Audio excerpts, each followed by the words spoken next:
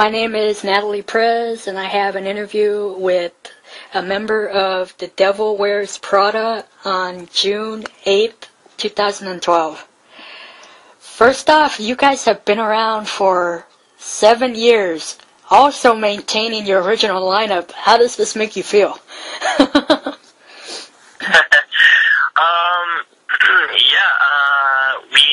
actually had our original lineup ever since 7 years ago, I guess now. Our only member change has been our key player just recently. We parted ways with him, but other than that, it's absolutely amazing. I'm blessed to be able to play with some of my best friends and get to play awesome shows and tours as well. Cool, sounds pretty exciting. How does it feel to have recorded and shot for your first ever live CD DVD that you have coming out, and are you happy with the results? I am definitely happy with the results. We had a few hiccups along the way. Jeremy does all of our behind the scenes stuff and our video editing for not for the actual DVD, but for the behind the scenes. Yeah. And it was kind of a bit of an issue because we went overseas.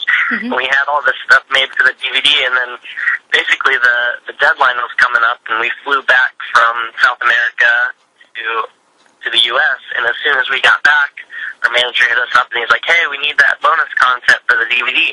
And Jeremy went to export all of the content for it, and his hard drive crashed. Oh, no. So we lost everything that we had, and he had to, last minute, make a new video and, just throw all the information off of his, backup hard drive onto his new one and, get all that set up, and it was just a huge hassle, but it all ended up coming out really well, and as far as the actual DVD goes,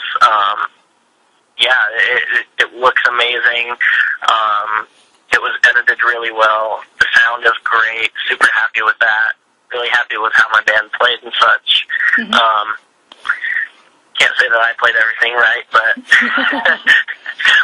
we'll see what people say on the reviews of the DVD.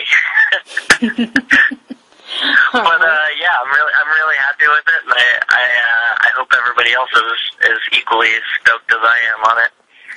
It was a fun experience to get it all done and actually record it too. So. Alrighty. Where was the DVD filmed, and why did you pick this particular spot to do it in? It was originally filmed. Well, not originally. It was filmed. It was filmed in Worcester, Massachusetts, at a venue called the Palladium, and I think the reason we chose there is we've played there many times, and we knew exactly what we were going into. We knew everything about the venue, how big it is, the size of the stage, how many people go, and every time we've ever played Massachusetts has always been a really, really good crowd. Everybody's super energetic, and we just thought it would be the perfect place to do a DVD, and we've had the same kind of production throughout the entire tour. We didn't change anything up for that show in particular or anything. We just wanted to show everybody kind of exactly what we were doing on tour and exactly what our show was like for the Dead Throne tour. Mm-hmm. So it could maybe, get people excited for the next tour that we do. Yeah, exactly.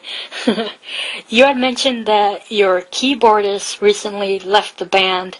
Are you looking for a new one, and why did he leave?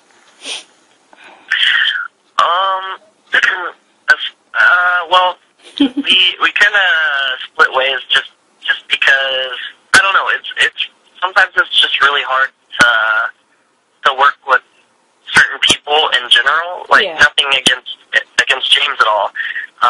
It's just sometimes it's really hard to work creatively in certain environments and such. And he's married and lives in Ohio and such, and I don't know, there were kind of a culmination of reasons that we decided to split ways, but no, we're not actually looking for another keyboard player. I believe our guitarist and actually both of our guitarists are going to be continuing to write the keys and such for our future albums, and we do have somebody playing the key parts as a hired musician right now. So there will be people playing the keys, but I don't think we're going to look for a sixth member for the Devil Wears Prada. All right. How does it feel to be on this year's Mayhem Festival, and what do you have planned afterwards? Ooh, I'm very excited. It feels great. I can't even believe that our name is next to the kind of bands that we're playing with. The bands are massive, and I just never imagined reading my band's name next to a band like Slipknot or Slayer. That's just honestly a blessing in itself, but being able to get up there and play with them and, finally maybe meet them or hang out with them is even more so awesome. After Mayhem, I think we're going to do some overseas touring, and actually I know we're going to do some overseas touring with a band called August Brings Red, and actually another band that's on Mayhem Festival called Whitechapel. So we've already done some. We did our headliner, and then we did an overseas tour as well already this year, and with Whitechapel, and just being able to do Mayhem and then having another tour after this with them is absolutely amazing. I love those guys. Awesome. When it comes to performing each and every night, for you and the rest of the guys, does the time just stand still, or does it just fly by when you do perform? Ooh, I would say the first 20 minutes or so flies by. So if you're ever playing, like, if I was playing a 30-minute set, the set flies by it. But if there's ever, like, an issue with equipment, or say my kick drum pedal breaks or something in the middle of a song, in a 30-minute set, that 30 minutes would normally fly by. But if anything breaks during that set, it feels like I am up there for an eternity.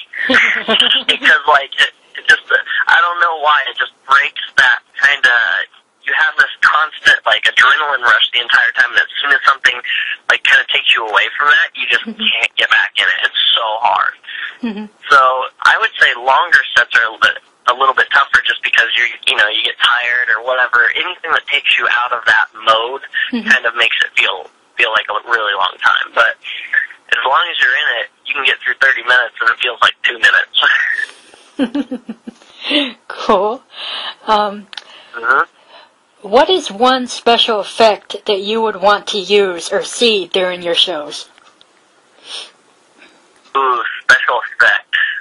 Pyro. I want to blow stuff up on stage, but, I don't, at the moment, I don't think that's possible for our band. I think we might blow ourselves up first. But I think it would be really awesome to one day be big enough to where we could have enough stage space and such to have, or I guess enough money to be able to blow stuff up and not catch the venue on fire. What about stage props? What items would you want to use if you had an option to? Stage props. We had on our Dead Throne tour, which you can see on the Dead and Alive release, we had a few stage props. We had a giant light up glowing LED triangle for our logo, and we had a ton of lights and such. But I guess those aren't props. But that was kind of our first thing that we ever had that you could call a prop. So I don't know. I'm trying to think of something cooler than that. Maybe, I don't know, like Guar style, we could get a giant T-Rex or something to eat people out of the audience. That'd be cool. I really don't know. I guess as far as my imagination can go, I'm props. All right. What has been the biggest banner that you have used during your shows? Out of, from the U.S. tours to all the way to Europe shows, what banner do you think has been the very biggest? I've seen some pretty big ones. We had one overseas. We played a festival called Download Festival, and we had a really big backdrop printed for that, and I think it was like 40 feet by 30 feet or something. I don't know. It was absolutely massive. It was big enough to where we brought it over there for the entire tour. Because we had a 2-week tour before the Download Festival, and we actually only used it once. So, out of all the time we were over there, 2 weeks straight, we only used it once, and then at the Download Festival. So it was massive for sure. All right. Have you ever thought about playing a prank or a joke on the audience? Since you guys are, of course, a metal band and all, I've always thought of a funny joke would be, let's say, for example, you guys are open up the stage and you're just all sitting there like for an acoustic set, and you just like blow everybody's mind like, what the fuck is this? That would actually be really funny. I think we should take that idea and go with it. And then you just like get up and walk off the stage, and then you come back and do your original thing. That would actually be really funny. Maybe we should do that in the future. We've never really had any pranks that we've done. Sometimes we'll do like the end of tour pranks. One time we've never done it on the audience per se, but we've definitely pranked other bands a few times, thrown ping pong balls at them.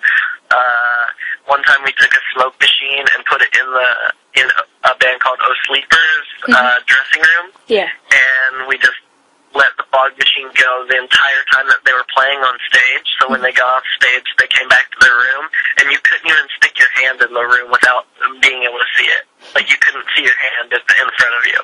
It was that foggy. Other things we've done, we've cling wrapped vans and people's belongings, and there's been many pranks done on bands, but never to any fans. Maybe we'll have to move. I think we might have to change it up, though. Man, remember to record it. I'd like to see that. Yeah, for sure. We'll do the acoustic thing one day. And also, you guys are, of course, a Christian band. Do you think talking about spirituality in music is becoming more popular and accepted in music?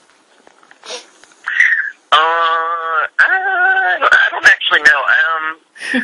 To me, it's kind of weird because I feel like certain people get bent out of shape when bands talk about certain things, but I've never really understood that because I feel like music has always been that. It's always been an outlet to put words out or a feeling out, or just get an idea out. And every band has something that they talk about, whether it be a punk band talking about politics, or a pop singer talking about love, or their boyfriend or girlfriend, or our metal band talking about our beliefs. Like, why does it matter? I don't understand why people really don't accept it in the first place. Because I mean, to be honest, music is always getting some kind of point across. There's always a reason to the music, even if it's just to play the music. Yeah. But regardless, the fans or the people listening to the music should kind of understand that, and understand that it's kind of an outlet for the artists, as well as something that the fans can enjoy. So I don't know if it's necessarily more accepted nowadays, but I definitely think it should be. Yeah, yeah. Does the band ever get criticized for not being Christian enough, and how do you respond to those people? Yes, actually. Sometimes people will be like, "Oh, you said damn," or I saw you drinking a beer, or whatever. I think that I think nowadays a lot of things are more traditionalist than they are. Like, a lot of churches are more traditionalist than they are Christian. They more care about their old traditional values and what the old church used to do, rather than the actual meaning behind the word.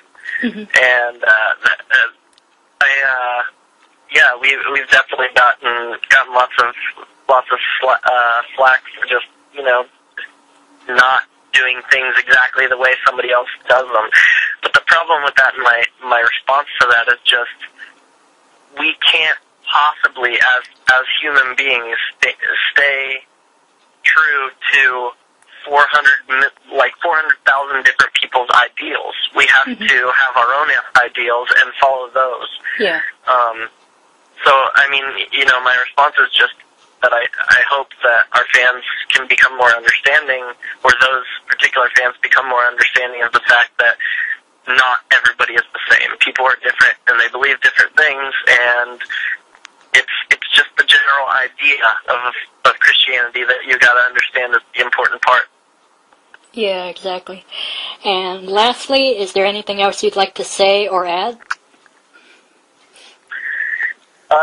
I would like to add a shout-out to my friends in a band called Danger Kids. They're my friends from Ohio, and they just started a new band, and they sound a little bit like Linkin Park and a couple other bands, but they're super rad dudes, and love those guys to death, and I hope they succeed. So, yeah, give a shout-out to them and go check them out if you can.